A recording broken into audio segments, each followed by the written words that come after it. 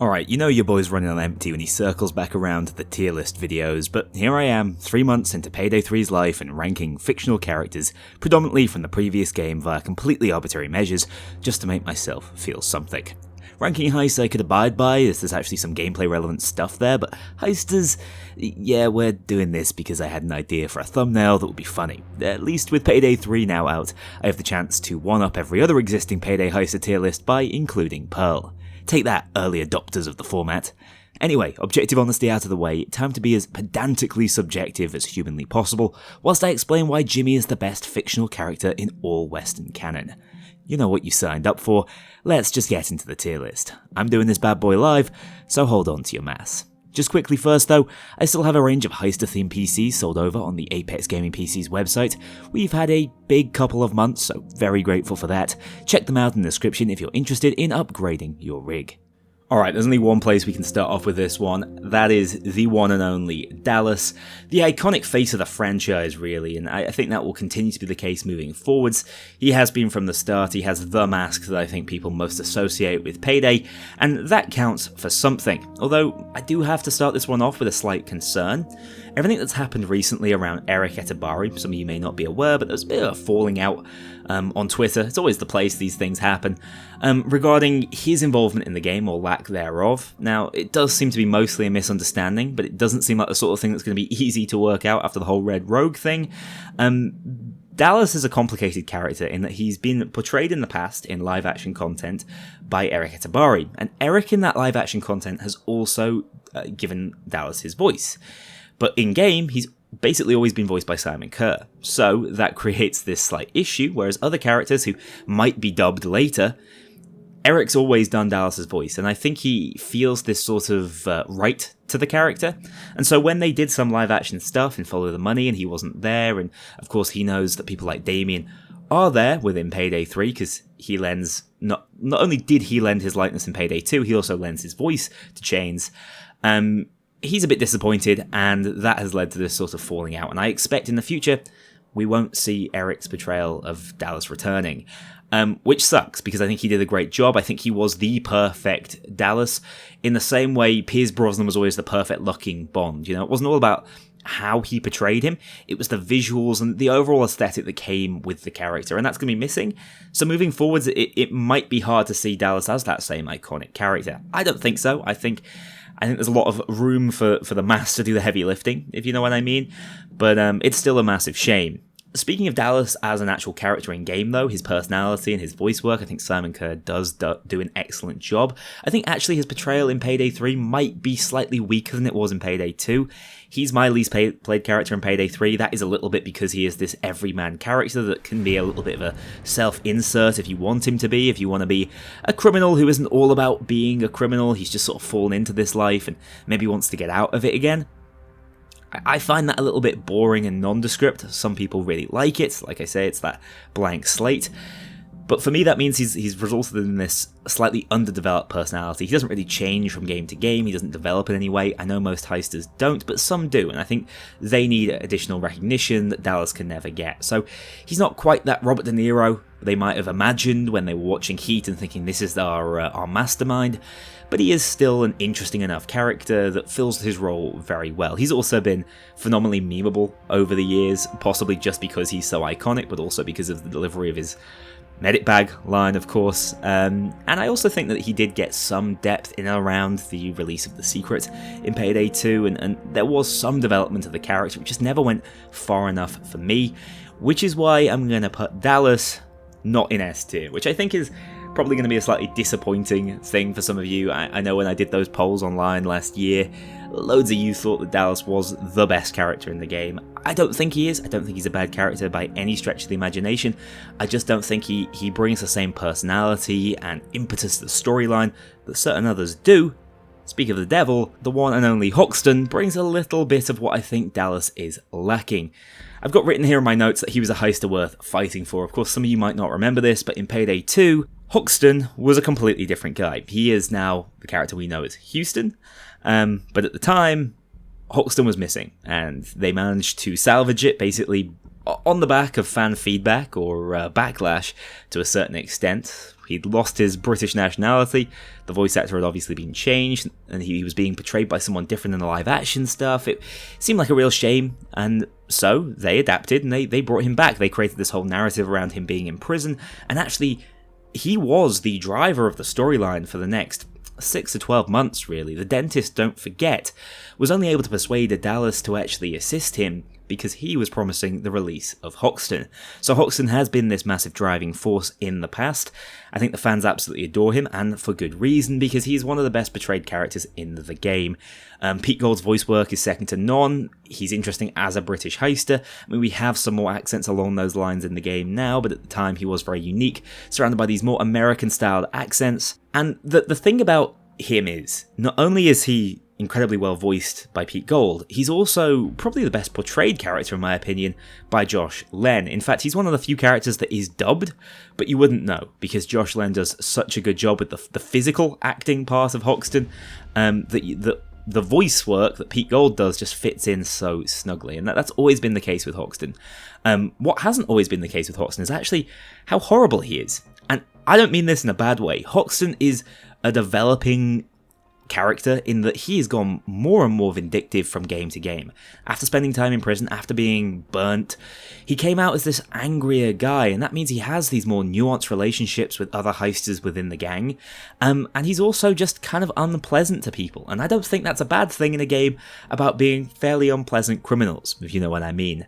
I think that's huge for him as a character. I think they've really done a good job of playing into that in the Follow the Money trailer, where he stamps on that old lady's hand. At the time, I was so shocked. I was like, oh my god, we really are the bad guys. And I'm like, wait a minute, we've always been the bad guys. And Hoxton is a great example of that, because he never needed to be a criminal. He comes from a really wealthy family. He just chose to do this because he's not a very nice guy, but he's a funny guy, and I enjoy playing as him. So take that for what you will.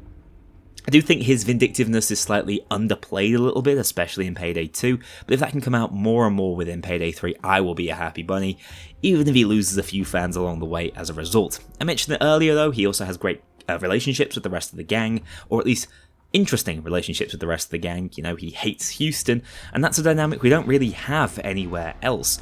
All the other heisters generally seem to get on. There's some slight flirtatiousness between some, but it's very background, and Hoxton and Houston's relationship is miserable, and I love that. He also has relationships with characters like Oldstone. He's the reason he was introduced. Characters like Clover. The fact that Clover had an introduction via Hoxton grounded her within the universe so much more. And of course the original Core 4, there's this little bit of animosity between him and Dallas that wasn't always there, as well as like close friendship, a deep bond. But because it's just not black and white like most things in Payday as a franchise, to be honest, it intrigues me that bit more, and that's why Hoxton, to me, is one of the absolute best characters in the game. He's been my favourite character to play in Payday 2, I would say, in Payday 3, I should say. I would say all the voice work, everything I've said, just reiterate that. He's fantastic. I actually think he has a great design as well in Payday 3, even though I wasn't initially entirely sold on it. He's just more nuanced than I would say virtually any other heister in the game, and because his performances are top-notch, that leaves him absolutely on the top of the poll right now. An even better character than Dallas. Up next, we have Wolf, who's funny because he's, for all intents and purposes, he really wasn't Ulf Anderson self-insert because they weren't sure what to do around their fourth character. You know, they saved an awful lot of money casting some of their internal developers as voice actors. Ulf did an amazing job at the time, but what I don't think anyone expected was how this character has grown and evolved, and how the community perceived him has really shaped how he's acted within Payday 2 and now Payday 3, where he really is this unhinged character that we know and love. Now, there is a bit of an elephant in the room as far as Wolf is concerned, in that his Payday 2 portrayal is limited. It's fantastic, I think Wolf did an amazing job with it, and when the game came out, he was my favourite character to play, but unfortunately, because of his departure, the nature of it, of course, will have impacted this moving forwards, a lot of his voice lines are missing. Medic in particular is one that people always meme on because it's a snippet of his medic bag line. It sounds funny, it doesn't sound good, it might be worth a laugh, but it isn't exactly indicative of a high-quality, well-produced character, and over the years, this has only got more and more evident as the other Core 4 become a massive part of the late-game story all around the secret, and Wolf is just there. Or in the final secret ending on the beach, he's just there with his mask on for some reason. It always had to be explained away by some sort of Deus Ex Machina. Why is Wolf not paying attention? Why is Wolf not speaking? Why is he not there? the answer was always quite simple. It was that, you know, Ulf is this character, we don't know how to bring him back in. But I've always thought that's a shame, and so that does limit his character a little bit in Payday 2, but with the recasting, with Nicholas picking up the role, I think if anything the character has gone from strength to strength and is just as strong as it was in Payday 2 at launch, if not stronger. He's been my favourite character to play alongside Hoxton in that game. I do think they've really played into the fact the guy is insane. I think, again, Follow the Money, he plays off that. The voice work is just a little bit more unhinged than what we had in Payday 2. Whoever it was who picked up the live-action acting credits for that role did a fantastic job with him as well. He just moves a little bit crazy, which I really, really like. And because of that, because of the way that not only, you know, his screaming is where I think of a lot of us characterize this guy as just a little bit off the rails. His background is a little bit more sad, and it's implied that he's got some sort of dissociative disorder and is trying to escape his past with his actual family that he abandoned for crime. But because of that, because of how we've interpreted it, I think Starbreeze have really rolled with it over the years, and as a result, he has some of the most memorable moments. You know, he has the live-action Hoxton breakout drilling scene with the bulldozer. That one's always iconic. When he walks into Big Bank, he's just such an excitable little kid. And of course, Follow the Money, where he's probably the most interesting character to watch throughout the entirety of that live-action trailer. He's just so kinetic in his movement. I think he is improved as a character, and as a result, I'm actually going to slot him in ahead of Dallas, which might not be the most popular move, but it's where I see the two, especially moving forwards. Now he has a consistent voice actor who's picked up the role and is running with it like it was his all along. Up next we have Chains, last of the core 4, who started back in Payday the Heist. He's become a really visually striking character in my opinion in Payday 3, because they've decided to develop this sort of military background, and the fact that his live-action actor in the past, Damien Poitier, is a pretty well-built guy, and they've developed him into a bit of a meathead. The guy's massive, and as a result, he looks really distinct in-game, and I think that's excellent. It can, however, be pretty jarring when you have a live-action rendition of him, like in Follow the Money, where he isn't this beefed-up guy. He looks ridiculous compared to what you see in-game. It's strange, it's a very minor complaint as far as I'm concerned. In all honesty, he is in and of himself a fantastic character. Something I failed to really hone in on with Hoxton is the amount of extracurricular activity Pete Gold did in terms of Christmas albums, things like that. Damien Poitier is exactly the same. He's done a lot of additional voice work for the game. There are memes that have sprung up around him, Chains in a Pickle. This was a Bane line, obviously. But he carried it off inside his own little rap song, which is one of the funniest additions to the Payday universe I've ever heard. He did the Bob Ross thing. Damien's fantastic and has added an awful lot to Payday as a franchise, not just Chains as a character, which I'm sort of giving bonus points to when adding these, when creating this tier list, I suppose. He also has brought a bit of star power to the role, I would say, that isn't always the case. He's one of the more established actors, I suppose, and I think he really benefits from the fact that he also does the voice work. There is some confusion around, you know, Pete Gold doing the voice work, Josh Len doing the voice, the live action acting. Damien's the whole package 9 times out of 10, and I think that is also fantastic. I think his additional voice lines were important to the secret ending, so again, like the other core 4 barring Wolf, his character did develop somewhat during that period. He is still a slight background character compared to where I think he should be, where he started as. He definitely has the least distinct personality out of the gang, maybe tied with Hoxton. He is just a military guy who likes to shoot things, you know? We don't know much about his backstory. We almost got some via the John Wick trailer, that crazy link to John Wick. But other than that, the rest of his relationships are really quite neutral, and that's why it's difficult to put him into that top S tier alongside someone like Hoxton that has such an inflamed relationship and such an interesting relationship with so many different heisters in the gang. As a result of that, I'm actually going to put Chains as just below Dallas within the core 4. I think these two are really interchangeable. He's still an absolutely fantastic character, and like I say, I think Damien has brought so much to the role outside of just what he's done for Chains. But I'd actually like to see a lot more done with him. So this is an aspirational A tier. I'd love to see him in S by the end of Payday 3. You know, assuming Payday 3 gets the kind of development it needs, because his character's done so much more. Speaking of Payday 3, we're going to touch on the 2 major Payday 3 editions. Admittedly, Joy was a Payday 2 late in the life edition herself. But she's up next. Joy is a weird one in that she's a Nintendo Switch crossover character, right? She didn't even originally come to PC where the updates were coming thick and fast. She was for the Switch promotion for Payday 2. So that makes her addition to Payday 3 this incredibly unlikely story that I can't quite wrap my head around, especially when, as far as I was concerned, she wasn't necessarily a fan favorite. And I think that was for good reason back in Payday 2, because I think her voice lines were really poorly written. Frustrating to hear. The voice work was fine, but it was, with the material she had, she was always onto a loser with Joy in Payday 2 as far as I was concerned. I do think she had a lot of potential with her backstory and her role within the gang. One of the few characters that came and actually brought something new to the gang that they didn't necessarily already have. But there was so little done with that, partially due to how late she joined officially. So it's hard to sort of place her if you just look at her Payday 2 rendition. Outside of that, though, she has this immensely unique mask design, unlike anyone else's. I think, how did they go so hard on the Nintendo Switch mask design? It's crazy. Whoever picked that up, phenomenal job. I think her overall design, her aesthetic between both games has been fantastic. I like her younger hoodie look. I like how she's been shown to have actually matured a little bit with her older look, even though she's still in her 20s. She's now wearing that sort of trench coat style.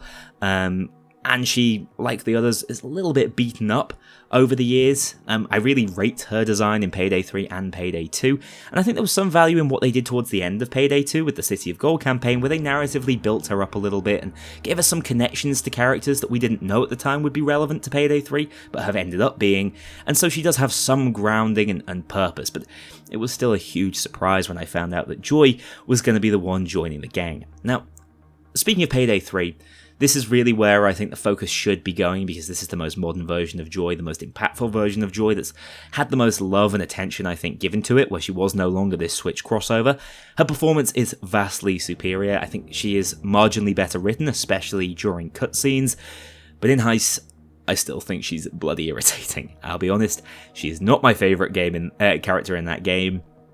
They did not do an awful lot with her connections to the Triads. The whole City of Gold build-up fell a little flat, as it was just like, oh yeah, there's Shayu, she knows Joy, there you go, there's your connection, thanks for that DLC bundle that lasted a year. It's odd.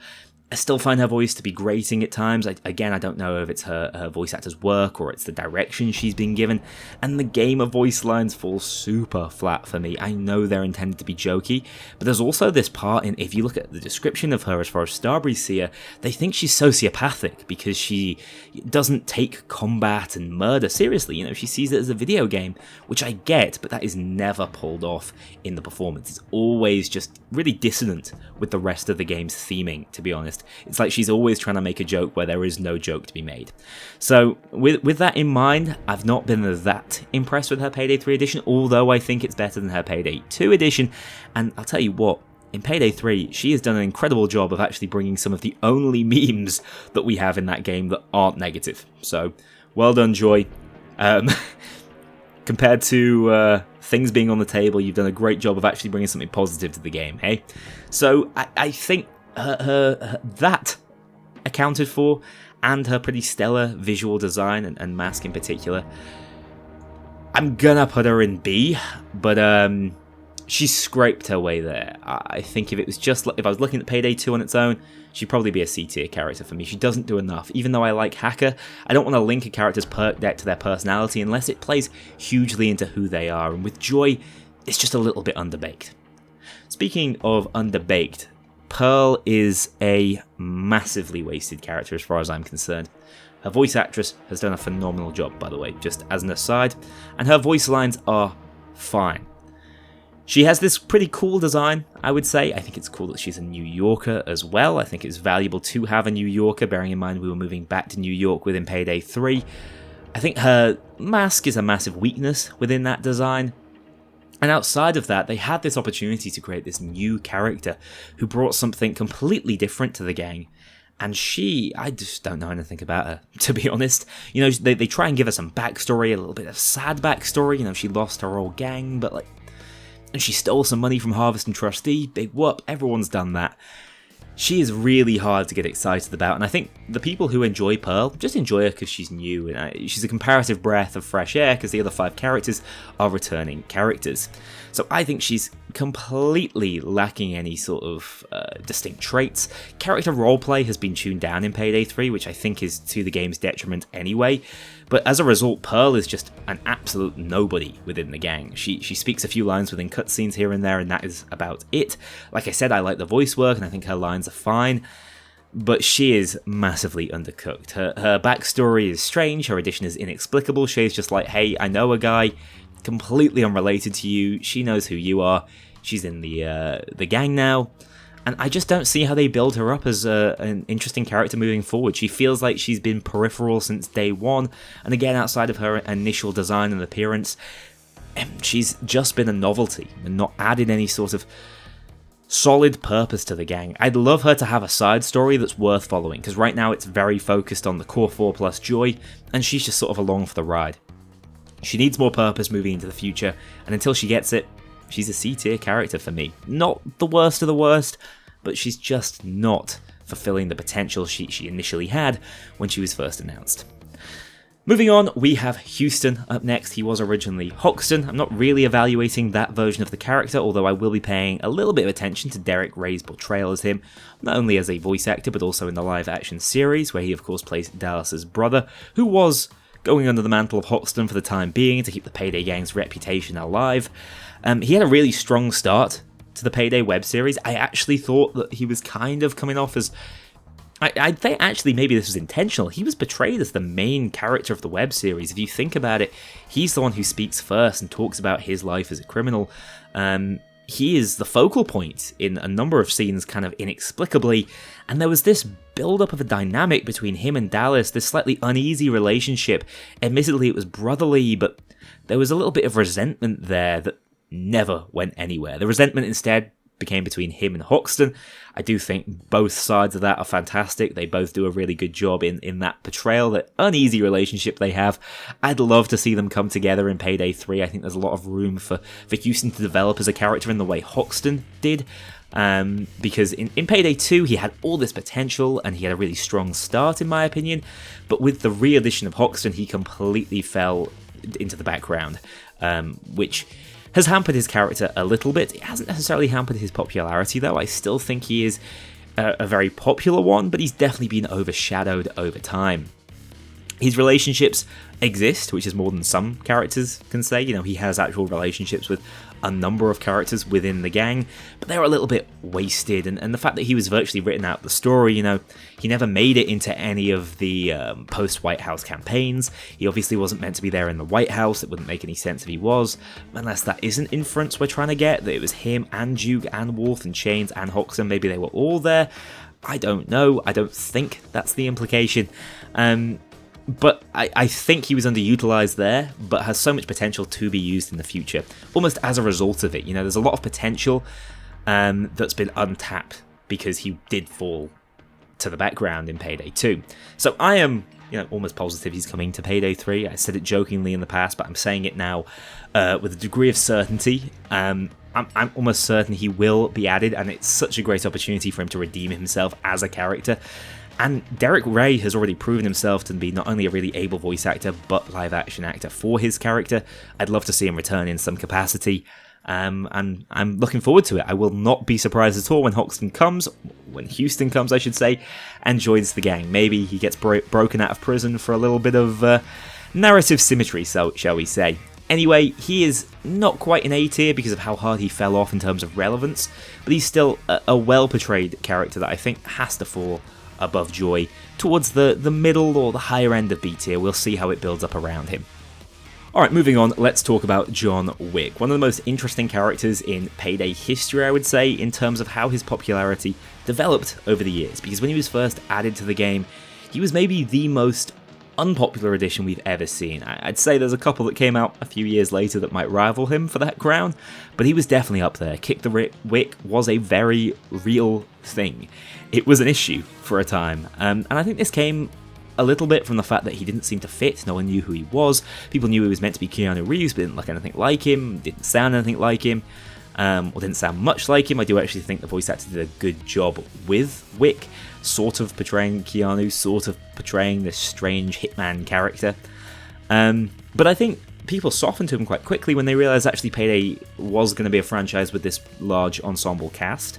And also when they realised that John Wick was a goddamn good franchise, the film was fantastic, and he fit the universe relatively well. Admittedly, I think his personality doesn't fit the Payday gang, what personality he has, because let's be honest, even in the John Wick films, he doesn't have a whole lot of it. He is this everyman hitman. But in Payday especially, he was meant to be this guy who wanted to be out of the criminal world. I don't know why he's just decided to go rob some banks on his own volition. Anyway, the fact he doesn't have a backstory does hamper his character a little bit, and it means he has basically zero development over the course of the Payday 2 life cycle. But he still grew and grew and grew in popularity because more people came to the game, probably after seeing the John Wick films, and was like, oh my god, this guy's in Payday, that's kinda cool. I think it's unfortunate that his playstyle could have been really distinct, and yet his perk deck doesn't really play around it very well. The akimbo weapons are a nice touch, but that isn't really what John Wick is all about. So I think that was a bit of a swing and a miss, and it was just trying to fit a niche at the time, which is a shame because these later characters, outside of the core four, a lot of their personality comes through their perk deck, and that is who they are, if you know what I mean. And John Wick is this ambidextrous fellow who has one of the worst perk decks in the game, apparently. So, unfortunately, that does hamper his character a little bit. I think he did get a better place within the Payday narrative when the Continental was added and the later John Wick heist came to the game, because suddenly the Continental became canon and his place within the world was more cemented. It was easier to understand what narrative might work if you try and combine the two universes.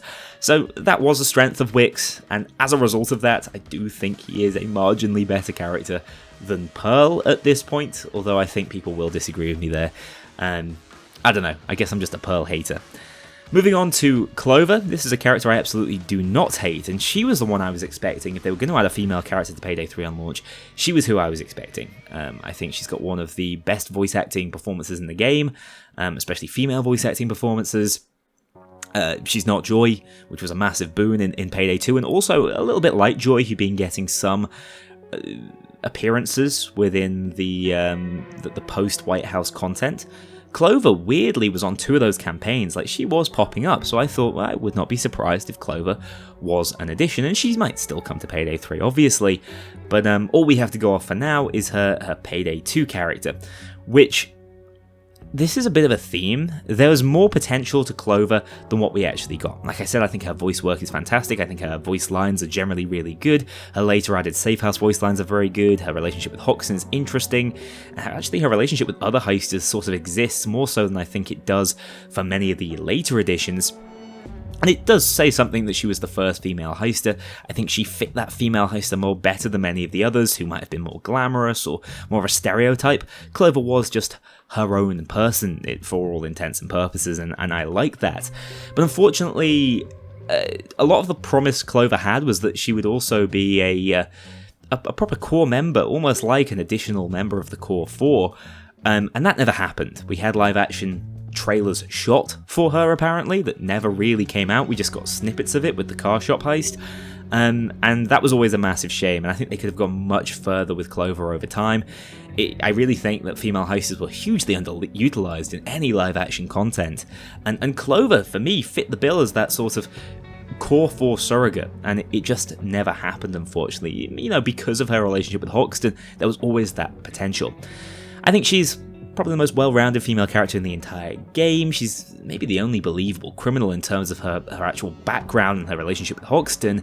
And, compared to the caricatures we have with Joy and Bonnie, I think it's a real shame she hasn't made it to Payday 3 already, but I'm still holding out hope. My fingers are crossed. Now, because she sort of is a core 4 member, she's up there with them. I think that was her original intention, but she never hit the same sort of dizzy heights as the likes of Chains, Dallas, and Wolf, so she falls a little bit below them within the A tier. Moving on, we have Dragon, a character that I think has grown in popularity, a little bit like Wick since his addition, as people got more used to the idea of there being more than 4 or 5 heisters in a Payday game. I think, like Chains, he benefits from the fact that he has that likeness of his actual live-action voice actor, who also lends his voice there. I think it makes his addition and his crossovers in live action much more easy to do, easy to follow, and know exactly who it is you're looking at. Dragomir's voice work is, again, fantastic. For the most part, I don't really have any complaints as far as anyone's voice work is concerned. I think the fact that he's still around and available, he was, of course, intended to be there for the Do Time to Get Time competition, where I actually was. Unfortunately, he was ill during the shooting, but the fact that he's still around and doing things for the franchise is something outside of even being Dragon. That's the sort of extracurricular activities I was talking about as far as Chains and Hoxton are concerned, and that has value as far as the character's overall brand is concerned, I think. So that does raise Dragon up in my esteem. I think he probably had a cut plot line, a little bit like Clover's cut live action stuff as far as the Butcher was concerned. She ended up being a little bit underutilized within the narrative. She disappeared out the story soon after the Alaskan deal heist. And Dragon obviously had something there. He has really close ties to her, which I like, because there's many contractors that don't really have anyone tied to them. I suppose you could say Elephant Dallas, Jimmy, the Butcher, Dragon, obviously. So I think that is a unique link that other Heisters generally don't have. But I also think he ends up falling under the radar a little bit because there's nothing ultra unique or specific about him, you know.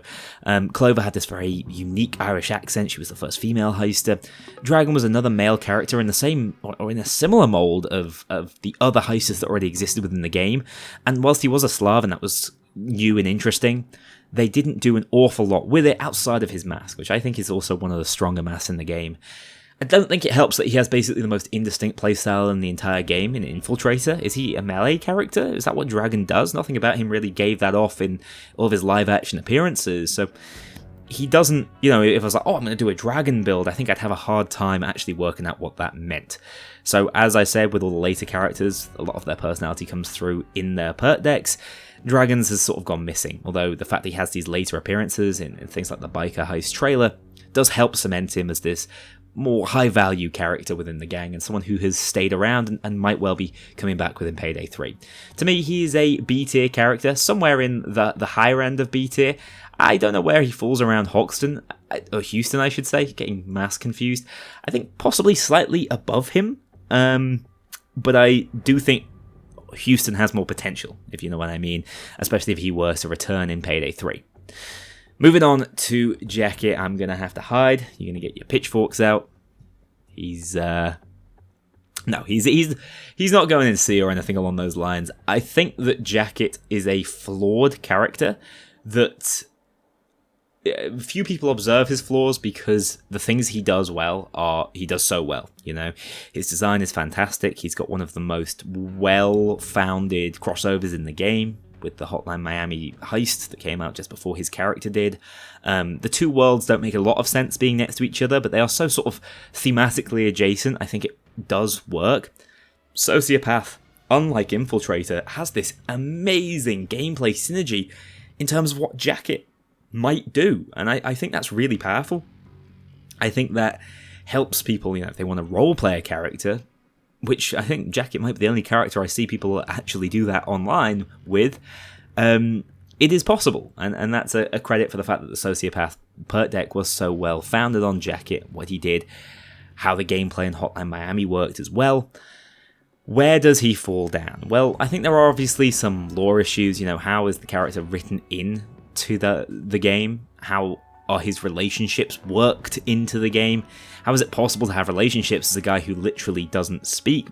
It's pretty tricky, I suppose. And obviously his gimmick is the fact that he has no voice lines. They're all the tape recorder lines. This is a blessing and a curse as far as I'm concerned. It's super unique. I love it. It was such an ambitious concept that was pulled off pretty well, I would say. The issue is he has a lot of repetitive lines. He doesn't have as many lines as other characters in the game for a lot of the more basic things, and having a tape recorder say something every single time instead of just making a noise can be really frustrating, especially if there's a Jacket in your lobby. So he's a little bit of a passive troll as a result of that, and he also has no character development. I don't know what you'd expect. His character is so sort of fixed and stoic. He is who he is, but I think that pins him down ever so slightly. It stops him from being this S-tier, top-tier Heister. He's definitely up there, don't get me wrong. I personally would place him just above Dallas and just below Wolf. I think Wolf is the better original sociopath, and he's still in Payday 3. But Dallas is just a little too nondescript. They're both pretty nondescript lads, but Jacket just has the superior design, and he's a massive fan favourite, which definitely counts for something as far as I'm concerned. Moving on, we have Bonnie. I think she's probably got the most underrated vocal performance in the entire game. I really like Bonnie and her voice lines. I think, for me, I might rate her higher than many others, just because I appreciate what she's done with the character. I think a lot of people look at Bonnie and they're like, nah, don't fancy playing you. And I get it. She is a bit of a stereotype. She's a little bit... you know what you're going to get with her, but actually her line delivery and the lines that were written for her are absolutely hilarious and hugely slept on. So I think the fact that she's not a popular character is a bit of a self-fulfilling prophecy, because it means that none of the potential memes that could have come about from how bloody funny her voice lines are, they just never materialized because people didn't play her enough. I think as someone who values in-game lore pretty highly, she has a dichotomy going on where her background story is one of the most interesting and vicious and horrible background stories in the entire game. I mean, she is a murderer. A lot of the characters, well, I say a lot of the characters, all the characters are murderers, but they're sort of murderers by necessity. Bonnie was just a murderer. I don't think enough attention gets paid to that. A little bit like Hoxton, she's not the nicest person. But at the same time, her addition to the gang had very little grounding. In fact, I have my own little theory that she was added as a result of the Clover recast, because originally Clover was going to be voiced by this Scottish actress, and it never happened, obviously, because Clover was always intended to be Irish, as far as I was aware. So they messed around with it, and they were like, oh, we can just create a Scottish character for you. And she did a fantastic job, Miss Cameron, but I always thought that, like, why do you exist, Bonnie? Could you remind me again? Were you just a strange use of resources? Because within the story, I had a really tough time sort of shoehorning her in, which you never want to see. And because of that, she also completely fails to develop throughout the entire game. In fact, I can't think of anything substantial she's done. She's never appeared in anything live action either. And I also think that Gambler is another example of like a hugely wasted playstyle potential. I love the idea of her being this honeymoon murderer and gambler. I would love to higher risk. Gambler's high risk because it's bad. I mean a more RNG orientated perk deck where you could take higher risks and get higher rewards as a result of it. I think they could have done something truly crazy with Gambler as a perk deck, and instead it's one of the most underwhelming, pointless decks in the game. There is very little reason for it to exist and for you to play it. So that's one of the big Bonnie downsides. But for me, her as a character, what she just brings to the game without looking at everything around it is enough to put her in the sort of middle of that B tier, just below Houston in my eyes. Sokol is up next. I actually think that he's a character that I might underrate compared to many other people in the community. I think his voice work and design is really solid. I think his introduction to the game was pretty promising. He was almost pinned as the new Dallas. Forgot his name briefly. That's sacrilege as a Payday YouTuber. Yeah, he was sort of meant to be the new young mastermind, upstart. He was a mastermind of his own heist for a long time. That's his backstory. He's the reason we have the BFD. Although the Payday career mode storyline slightly confuses that for some reason. Someone didn't read their own lore. Anyway, Sokol had this great start. I liked his live action performance. It looked like he could have more live action performances in the future, and then, much like many of these other characters that had all this potential, it never went anywhere.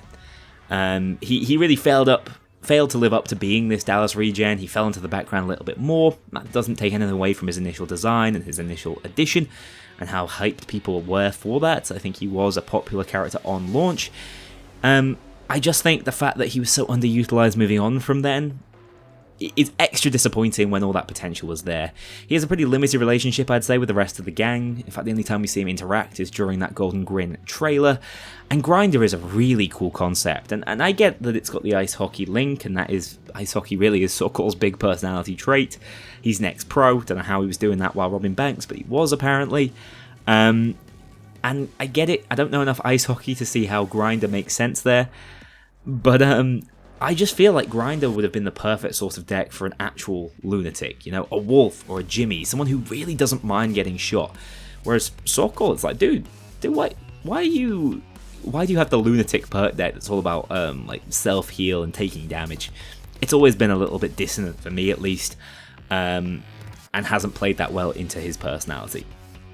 But everything that his VA has done to build up the character over the years, and again, I like his general design, still leads him into that B tier. I definitely don't think he's C worthy. I think he's probably worth just a little bit more than Joy, although Joy, again, has more potential to improve in the future, especially as she's already in Payday 3 and there's no promises on Sokol. Jiro is, in my opinion, the greatest waste of potential. That's something I've talked about a lot, but he was such an exciting addition to the game, and at first I was like, yes, this is really exciting. I'm very glad they've gone for this authentic, full Japanese character, and then over the years it's worn on me more and more and more, and the greatest frustration I have is not the Japanese. I actually think it was a cool concept at first. I speak a little bit of Japanese, so I should have half an idea of what it is he's saying. But Toga Egawa is completely bilingual. He speaks perfect English. We actually got to see how talented he was during the Search for Kento trailer. And as I listened to that, I'm like, oh god, what a waste. We could have had this fantastic bilingual character who speaks some Japanese. And look at Wolf in Payday 3. He's very focused on being bilingual. All of his swear words, they're all performed in Swedish. Something similar with Jiro would have been really appreciated, I think, where he spoke a fair bit of Japanese, but also dropped some English in there, because let's be honest, most of the community don't know what the hell he's saying, and callouts are meant to have some gameplay value, you know? So I think sticking to this, whilst I think the vision was cool and ambitious, I just don't think it worked that well. And I think if Egawa couldn't speak English, it would have been like, yeah, fair enough. Interesting, we just got this authentic Japanese Heister in the gang. But the fact that he can, and he can do so well, and he can do so as a quality voice actor, is just such a shame. It was such a waste of what he could have brought to the character and what we saw snippets of during the Search for Kento. Although, speaking of the Search for Kento, Jiro actually has a really interesting backstory. He has a really interesting plot thread that runs throughout Payday 2, but it was so not around him. I don't understand how it wasn't built around Jiro. He's like a background character in his own story. He was so underutilized actually during the official Search for Kento. That was the end of his character arc and death of his son, you know, him being involved in Murky Water. And it's just all about everyone else. You know, he gets mentioned by characters like Dallas in the Safe House, but you don't hear anything from him. So his climactic arc, you know, he is one of the few characters that has a proper arc throughout the Payday narrative. It ends with a fizzle as far as he is concerned, and that hurts his character in the long run, I think. I think he's the first character that came to the game with a unique gameplay trait. He can bisect and decapitate cloakers, which was cool and funny. Did add a little bit to his character. But then on the other side of things, the Yakuza perk deck was maybe the most poorly conceptualized perk deck as far as the character himself was concerned. At the time, he was the oldest character in the game. He's in his 60s, and Yakuza's all about going fast. It's basically not viable on every difficulty except for in stealth builds, and I think the Yakuza perk deck was a massive letdown and disservice to what Jiro could have been. But I think despite his age, even in Payday 2 and now in Payday 3, he'd be even older, he's still the sort of character I'd really love to see more of. Again, speak English to us. It's gorgeous. It sounds phenomenal. And I just think with that, if he were to come to Payday 3, you'd see Jiro actually excel and become the character that he could have been in Payday 2 if he'd just been approached a little bit differently. As it stands, he's still not a bad character, but he's definitely like a mid-B tier character because he just can't be understood by 99% of the player base. I suppose actually maybe I'm being a little bit unfair there, and that like the Japanese community might really appreciate him. I'd actually love to hear from anyone who is in the Japanese Payday community. Do you love Jiro? Is his voice work that good in your opinion? From the bits I understand, it's not bad. It's pretty dramatic. His voice lines are quite funny. But I do think the bilingual side of things that we see in other characters from different nations was sorely missed with Jiro. Bodhi is up next. He's another crossover character, but he's probably the most underbaked crossover if you ask me. The whole Point Break thing fell a little flat. The marketing and integration into the game was virtually non-existent. I think it doesn't help that the Point Break remake wasn't the world's best film, and most people who play Payday were probably too young to know much about the original Point Break with Keanu Reeves in. So Bodhi was this slightly strange addition that I don't think anyone was that excited about at first. His actual performance is pretty good. Josh Len, the guy I mentioned earlier, who actually gives his likeness to Hoxton, he does the voice work, which is amazing. He does a really good job of it, but I've always thought it was a bit strange that they chose to use Josh Len. It makes me think that maybe he was in the office one day and they were like, hey, do you want to voice a character for us? Instead of it actually being an auditioned for process, which does make Bodhi just come across as the slightly lower quality edition, which is a shame. I think he actually has a really innovative perk deck that does sort of sum up his personality. This flow state that Ex-President puts you in is very Bodhi and his character in Point Break. He's a little bit of a lunatic in Point Break, whereas in Payday 2 he just comes across like he's away with the fairies at times, like he's not entirely paying attention. So I don't adore his voice lines, but I do think he has been well performed. And unfortunately, he plays virtually no part in the game's narrative and doesn't develop at all. He just sits there waxing his surfboards, which is fair enough.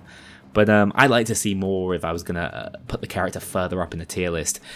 In fact, it's funny because he was obviously added during the Point Break heist, but he's not even the most relevant character addition to Point Break. Locke came during Beneath the Mountain and Birth of Sky, who is one of the most important characters ever added to Payday as a franchise. So it's hard to put Bodhi anywhere other than C, but I would say he's a marginally superior crossover to John Wick, but possibly that's just because they knew more what they were doing several years down the line in how to integrate a character to the game. And he also has a unique functionality with the platypus and tasers, a little bit like Jiro, which a bonus point that might bring him off the bottom where Pearl and Wick are currently sitting. Up next, alright, it's the big one.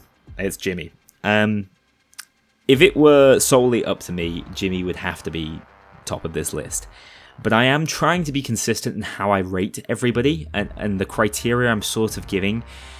I know it's a little bit pointless trying to be scientific in a tier list about fictional heisters in a video game, but I'm doing my best, alright? This is what university taught me I had to do. Anyway, he has a few flaws, which means I just don't think I can possibly put him above Hoxton, whose flaws are so minimal I had to basically make them up. However, he is still up there. Sholto Copley, who gives his voice and likeness to Jimmy, is probably the most talented actor that the franchise has ever seen. Celebrity performances in video games are often mocked, quite rightly so a lot of the time. They can be phoned in. Look at Crime Boss Rock A City. But Sholto actually gives 110% to his Coach Jimmy performance, and I wonder if that's just because he is just playing his character from the film, which was something he really got into character with, and was easily able to replicate within Payday 2. I don't know why it's so good, but it is so good, and I don't resonate with another character quite like I do Jimmy. I just think his voice work is so emotive, and he's a lunatic, right? And that's fine, that's interesting. We have other slightly crazy characters. We have the sociopath in Jacket, we have Wolf, but Jimmy is this kind of level of unhinged where you really root for him. I feel you kind of feel sorry for him at times. Unlike the others, it's like he's not entirely in control. You know, he sounds like he's so panicked when he's in trouble, when he goes down or he calls to teammates. I love it, but there's this like background level of insincerity to him. There's this mischievousness that no other character has, and he's one of the few characters that doesn't develop at all across the lifespan of Payday 2, but my perception of him has developed because his voice work is so nuanced.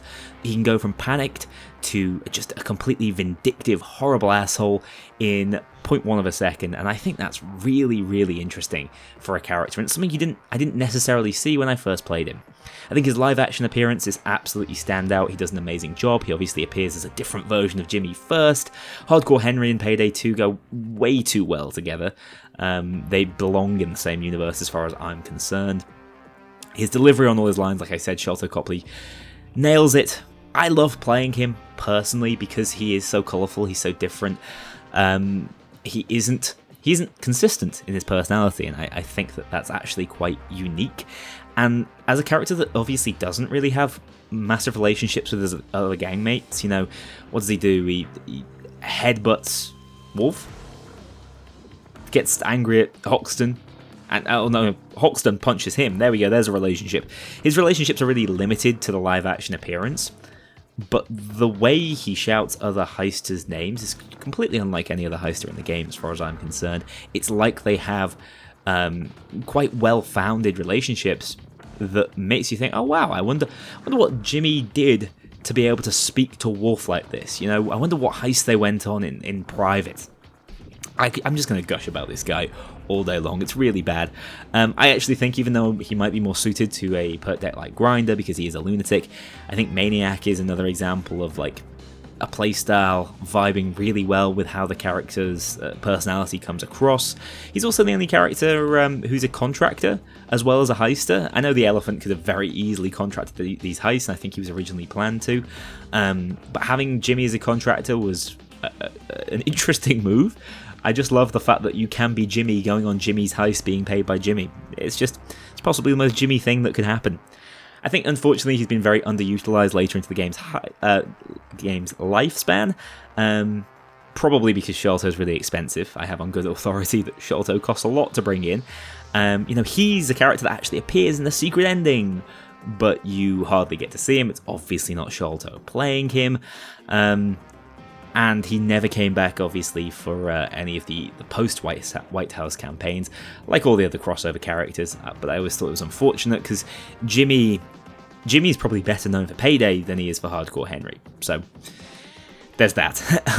Anyway, I think I would love to see Jimmy return. I think he is absolutely one of the best characters in the game. But maybe Sholto Copley caught lightning in the bottle with his original performance, and it's better left where it is, because he can be, if you think about what Jimmy is, he can be a little one note. Now his performance is really textured and layered and different and unique, but if you brought him back, maybe it would be impossible to like I say, catch that lightning in a bottle once again. So that's why I'm going to put Jimmy in S tier, deservedly so, but just behind Hoxton, I think. Sydney is up next. You love her or you hate her, she's the Marmite of the Payday gang. She has a few vocal tendencies I think that really grate on people. And my complaints as far as Sydney is concerned, it's not really her voice work. I actually think she's quite well voice acted, all things considered. I think her voice lines are absolutely fine. My problem is, like, what's she doing? Why is she in the gang? It's the same issue I have with Bonnie, where it's like, oh, and now we have a new character. There needs to be more. Her backstory is really limited. Her backstory is predominantly focused around what she did in Australia, which isn't pertinent to what she's doing right now in Washington. So she struggles, I think, to ever really integrate in the gang. As far as my imagination is concerned, I don't see how she works within the gang. I think her voice lines do have some, a little bit like Jimmy. There is some links to how she calls out different characters. But other than that, she is very much an island who is a fine personality in and of herself, but is so disconnected from the rest of what the Payday gang is all about that I find it difficult to put her as high on the tier list as I think other people might. Her design's really good. I think her mask is alright, but I think more so her tattoos and things, how they give you some information around her backstory, who she is, what weapons she uses. I think those elements of her design are quite unique. Her punk rock look, obviously people like the blue hair and stuff. I think she looks like Sonic the Hedgehog, but hey, but maybe people like that too. I think she also came with the most fun perk deck and playstyle in the entire game, and Anarchist is incredible. It does sort of hit the nail on the head as far as her personality is concerned. One of my favourite things is the fact that her voice actress's personality is so far removed from Sydney, so it's actually really good work in terms of how she's managed to portray this slightly unhinged Aussie madwoman. So yeah, Anarchist is amazing. Sydney is a little bit underdeveloped, like so many characters in Payday 2, unfortunately. And the fact that she grates on people means I am going to have to put her down in the area of the slightly annoying voice lines that are performed in a slightly annoying way category of low B tier.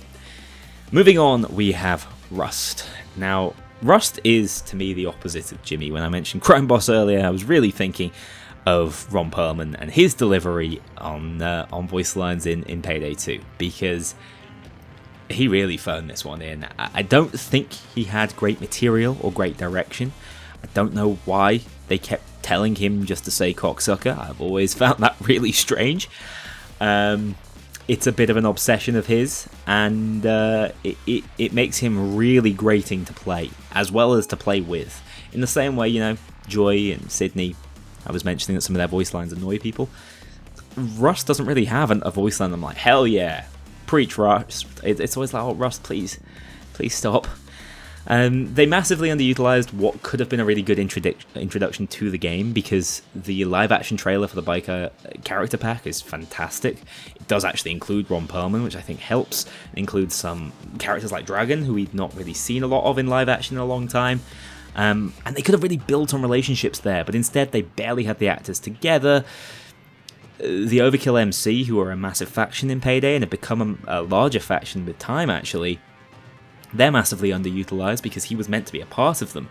You know, there's so much potential narrative there that just went completely missing.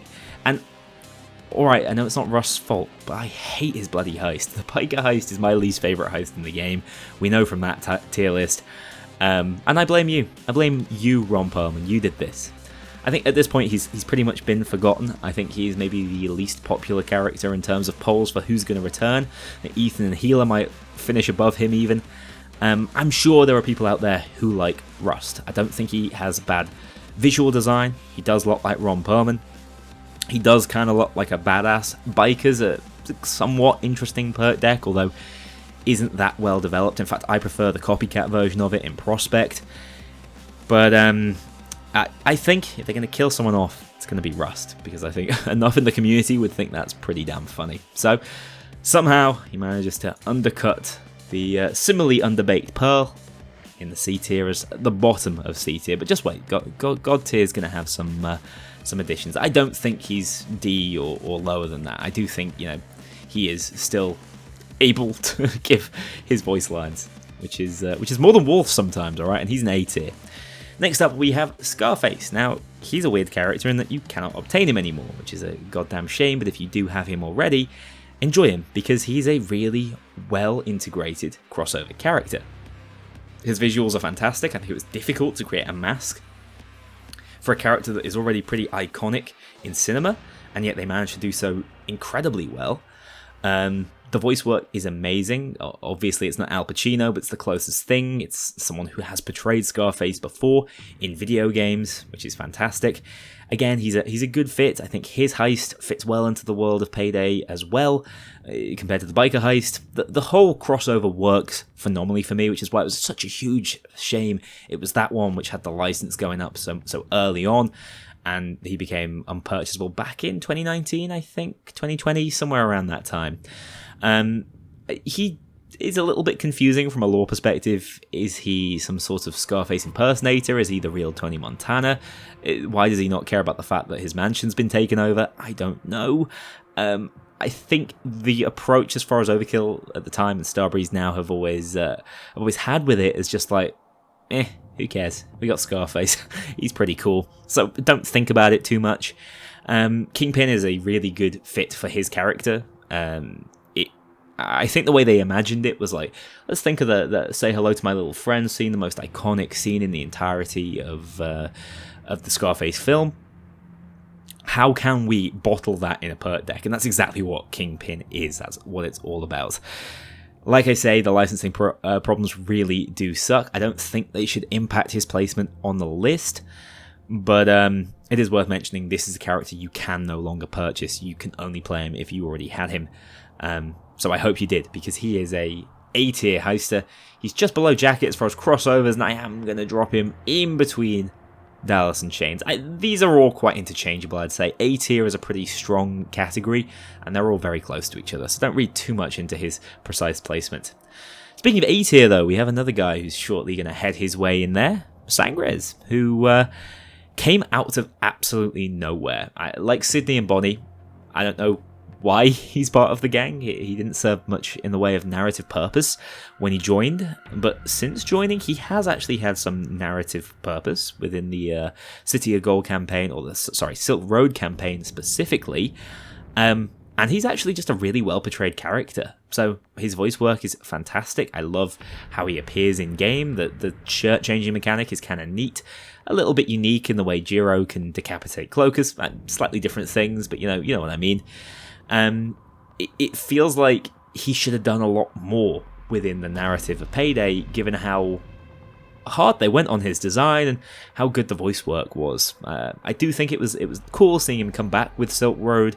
It did feel like his moment, although he didn't get much of a narrative expansion, despite the fact that he was the sort of de facto leader of the gang because he fit the theming of the campaign aesthetically. He actually would not.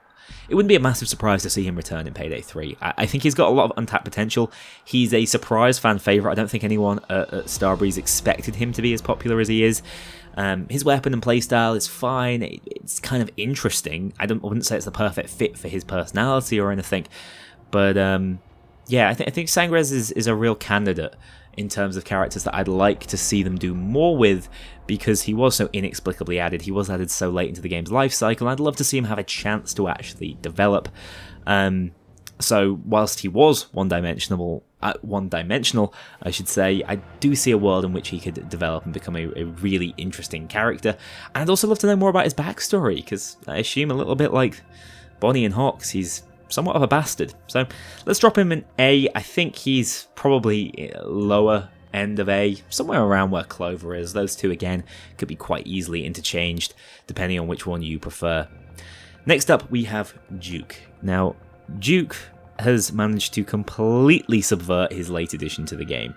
It doesn't matter that he was added within the last couple of years of its original development cycle, because goddamn, he changed everything. He was basically Wordsmith's vehicle of moving the story along. And I'm not saying that's perfect story writing, but Duke, his voice actor, did an amazing job of it, because he hard carried Payday 2's latter years. His visuals are pretty good. I like his design. I think he brings something that no one else does to the table. His mask could do with being a little more detailed. I like the concept of it, the David statue, but it's not the most creative thing, although it was not really created by Starbreeze, so I can't really complain there.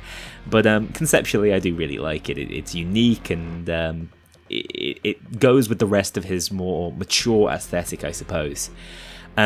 His in-house voice work is fantastic. He really hits this new stereotype that they were completely lacking. He's an art thief, right? He's this more refined thief who feels like much less of a murderer, much less inclined to going guns blazing. I almost imagine Duke as a stealth-only sort of character, you know? He seems so level-headed, and he seems to be all about getting the loot at the end of the day, and not the thrill of the hunt. Although there's some sort of background storytelling, at least in my opinion, as far as Duke is concerned, around Stoic, his perk deck. I mean, the fact that it highly implies that, first of all, he has the constitution of an ox, that he's able to drink that much, but he's clearly an alcoholic. He's clearly hiding something. And I like that. It gives him a little edge. So whilst being this really refined, in-control kind of guy, there's a little bit of a madness that I think just about every member of the Payday gang needs to be taken really seriously. So yeah, Stoic's really inventive. It can be complicated at first, but once you get the idea behind it, you see how it works into his gameplay, it's a pretty great addition. I personally would love to see him return in Payday 3. I think he's really well positioned to do so, although he has sort of run his race if we're moving away from the more secret Kataru side of storytelling. I think he has more to give, don't get me wrong, because I think not enough of his actual character and personality has been explored. More so his role as a fact finder and puzzle solver is all we've really had from him. And he's done an amazing job of that, by the way. Like, carried some of my favourite elements of the story. I know it's not everyone's favourite, but when the secret got crazy, Duke was there to keep it alive, really, and alongside the other core four who had additional voice lines, he was there throughout, sort of explaining everything. So yeah, he's brilliant in Heist. He's not really had any appearances outside of his in-Heist appearances. I would love to see him in live action. I think they could have a lot of fun casting an actor for him to do that as well. So yeah, Duke is, despite his late addition, despite the fact that I think his race has been run to some degree, and despite the fact that he's literally a fan creation, Duke's the best goddamn bit of fan fiction Payday has ever seen. He's an S-tier heister, slotting in just below Jimmy. I don't think I could bring myself to put him in above Jimmy, just because he doesn't have that same nuance to his voice acting, in my opinion, as much as I think he's well voiced. And finally, Ethan and Healer get in the God tier. This is obviously D, E, F tier. This is the real bottom of the barrel tier, and it's like it's such an easy win to be like, oh yeah, they're rubbish. But like, there's more to why they were so unpopular within Payday 3. I think they were added in for the right reasons. It was for charity, but it wasn't necessary. It was always poor taste. It was never a good. Their designs were never particularly good either. I mean, I'm sure someone worked really hard on this, but like, what can you really do with H3H3? And that isn't even a shot at H3H3. What can you do with any YouTuber? It's just, it was never meant to be, and I don't blame them for taking the opportunity. But it was never suited for Payday. And I think the real problem is that not only that make no sense for them to add to the roster narratively or backstory wise, they basically don't have backstory. How are they in the gang? The real issue I have is that it cheapened what it meant to be in the Payday gang. I think people had the same issue when Wick was added, although we got over that over the years. And even the likes of Rust, who's at the bottom of the rest of the tier list, I wouldn't say it ever cheapened the gang. You know, Rust was cool in concept. His character is conceptually cool. He's just poorly pulled off, not very well portrayed. And I think we're extra bitter because Ron Perlman is a real talent, and it could have been so much better, you know.